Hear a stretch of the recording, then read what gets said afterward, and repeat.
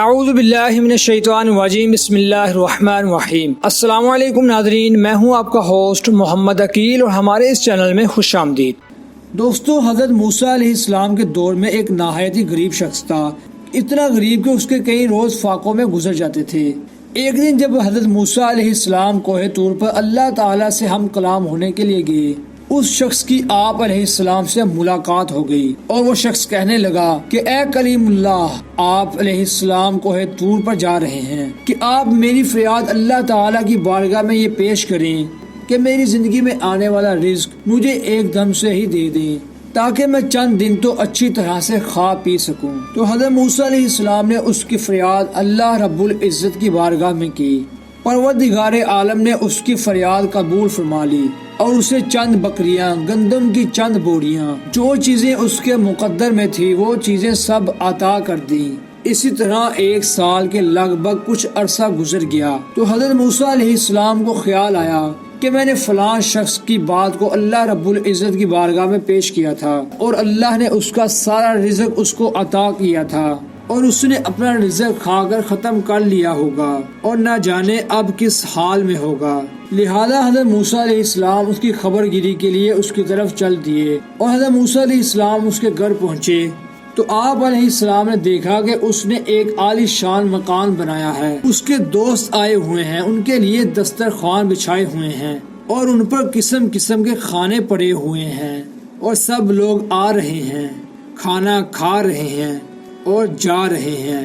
اور حضرت موسیٰ علیہ السلام یہ سارا منظر دیکھ کر بڑے حیران ہوئے اور اسی حیرانگی میں واپس لوٹ آئے۔ اور جب کچھ دنوں بعد حضرت موسیٰ علیہ السلام اللہ رب العزت کی بارگاہ میں پیش ہوئے تو آپ موسیٰ علیہ السلام نے اللہ رب العزت کی بارگاہ میں عرض کی کہ اے اللہ رب العزت، آپ نے تو اسے ساری زندگی کا رزق ایک دم عطا کر دیا تھا اور وہ رزق تو اتنا تھوڑا تھا کہ اگر وہ ایک سال بھی استعمال کرتا تو ختم ہو جاتا، مگر اب تو اس کے پاس کئی گنا زیادہ رزق ہے۔ تو اللہ رب العزت نے ارشاد فرمایا کہ اے موسیٰ، اس کا رزق تو وہی تھا جو ہم نے اس کو دے دیا تھا، لیکن اس نے ہمارے ساتھ تجارت کی۔ تو حضرت موسیٰ علیہ السلام نے عرض کیا کہ اے اللہ، اس نے کون سی تجارت کی؟